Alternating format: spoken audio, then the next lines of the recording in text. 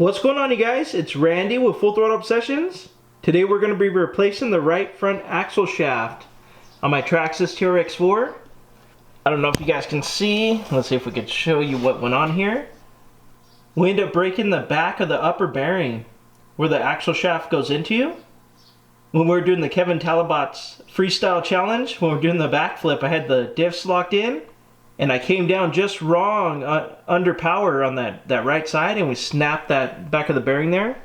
So what I did, I ended up just buying two axle shafts with upper gears. And the reason why I went this route, because honestly it made more sense. Just the upper gear alone was around $9 or $10.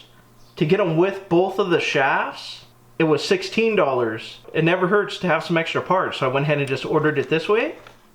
I have to say I really like these J Concepts flinkings. The truck just looks way more aggressive now, with that being a bigger size tire over the factory tires and a lot more aggressive tread. We're going to be prone to breaking stuff, so that's why I ended up ordering the shaft kit like I did, because I know we're going to be breaking some parts in the future, and if I keep breaking axle shafts, we'll go ahead and step it up to chromoly next time, but I really don't think we're going to need that, which is the reason why I didn't order the chromoly shafts this time around. But the next time I do actually need to order some shafts, we're going to order chromolys.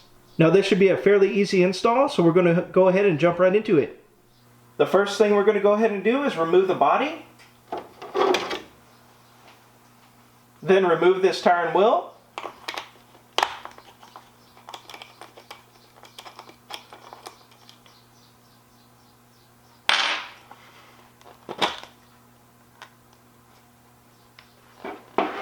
Put that under there to kind of prop it up. Now we're going to go ahead and remove the screw that holds the drag link in the tie rod. Going to remove this.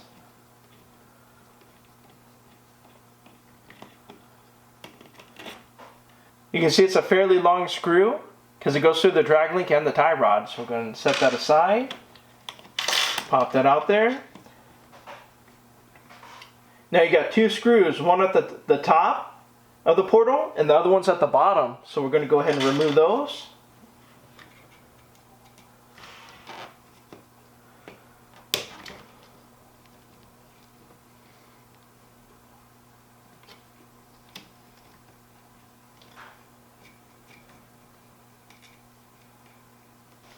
Go ahead and just see if I can lift it up for the bottom one so we don't have to flip it over.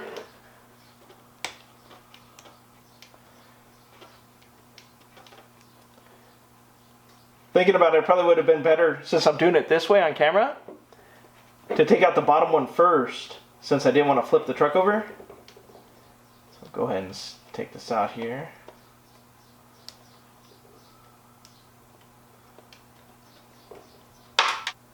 Now the whole portal should just slide out with the axle.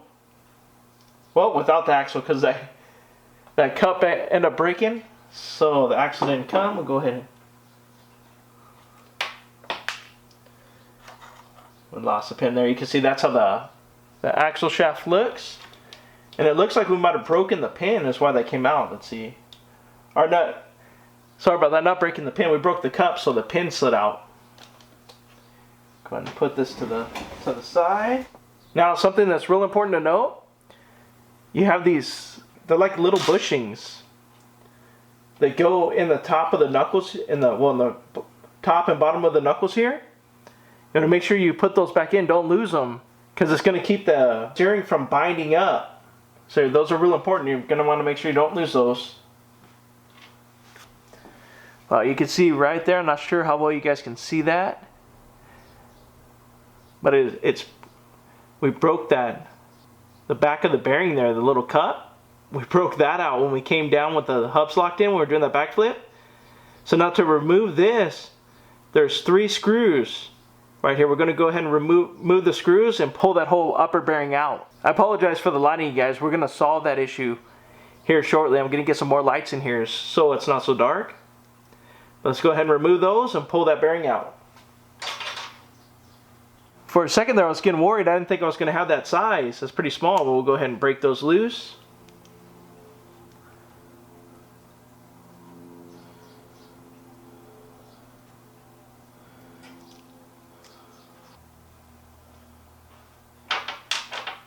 Now let's see how hard this is going to be to get out. Since I don't have the shaft to pull it out, I got to kind of get something in there, and so I get that and the bearing out. Let's see. Alright, that was a little tricky to remove. Due to this back part being broken, the shaft wasn't in there, because normally you just pop it out. So what I ended up doing, I ended up taking an Allen wrench, popping it in the hole that was there, and getting it flung out. So what we'll do from this point, we're going to go ahead and pull this large bearing off. Now I'm going to go ahead and clean the bearing up a little bit. It's a little bit dirty. So I'll go ahead and set this down. And then you can see where we broke the back of that gear. Get you guys a good look at it there. I know it's kind of dark. Now what we're going to go ahead and do is I'm going to clean that big bearing up. And then I'm going to put a little grease on this upper bearing here. And we'll go ahead and put it all back together. Now that we went ahead and gave the bearing a quick wipe down, we're going to go ahead and install it on the back of the gear.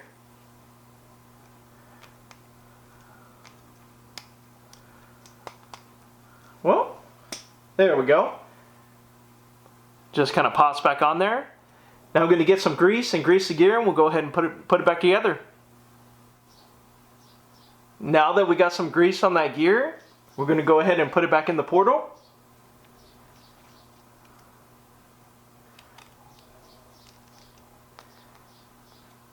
There we go, get that bearing on nice and snug. Kind of turn it around there and let that grease spread out in there. Now we'll start installing the 3 screws to hold the bearing in.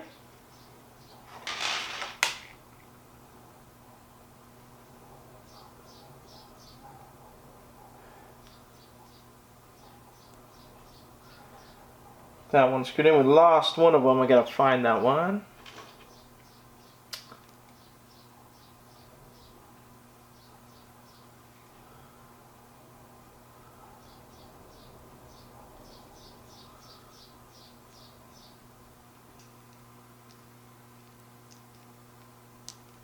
Oh, there we go. Sure, it's turning it all nice and easy. Now, before we go ahead and install this portal back into the actual housing, we're going to make sure we put these spacers back into here. We definitely don't want to forget that. Pop these in here. Ooh, the bottom one's definitely going to be tricky.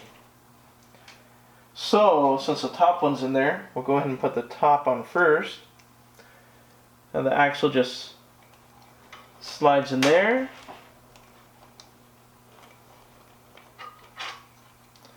And go ahead and turn it so, there we go.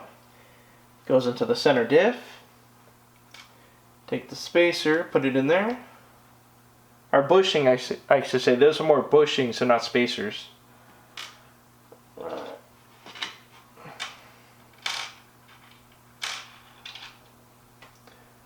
We'll just get that one started.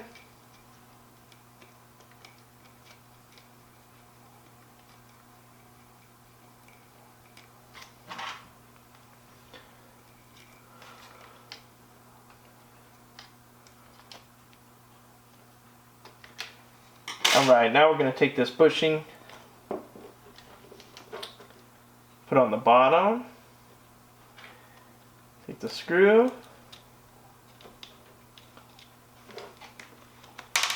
whoop.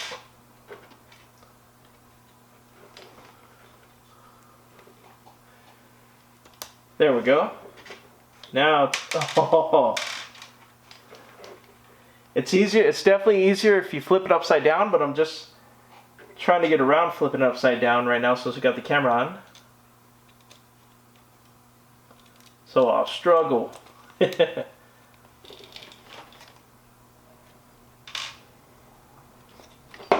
I'll just go ahead and put it on the side, it'd be easier. That way we don't have to flip it upside down. Why didn't I think of that sooner?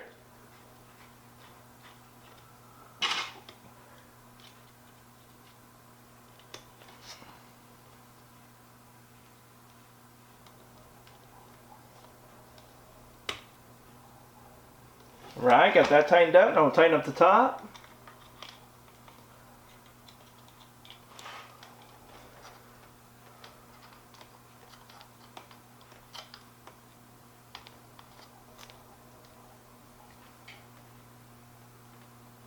Alright.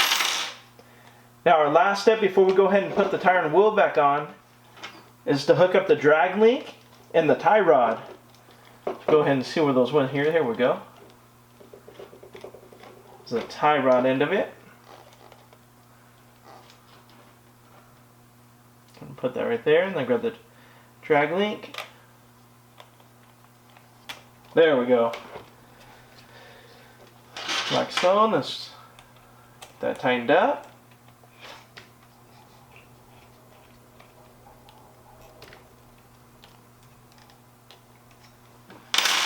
Now we can go ahead and put back on the tire and wheel. Let me get that nut out of there.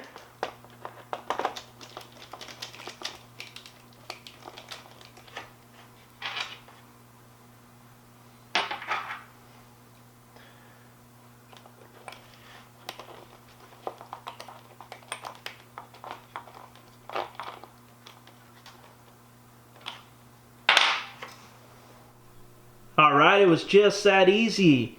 Now the TRX-4 is back and ready for the trail. I have to say I really want to take this thing back out and really test these tires out in the sand and the mud. So I think we'll be taking a trip to our local creek and have some fun. But alright you guys, as always, if you like my videos, please like, share, and subscribe. Thank you.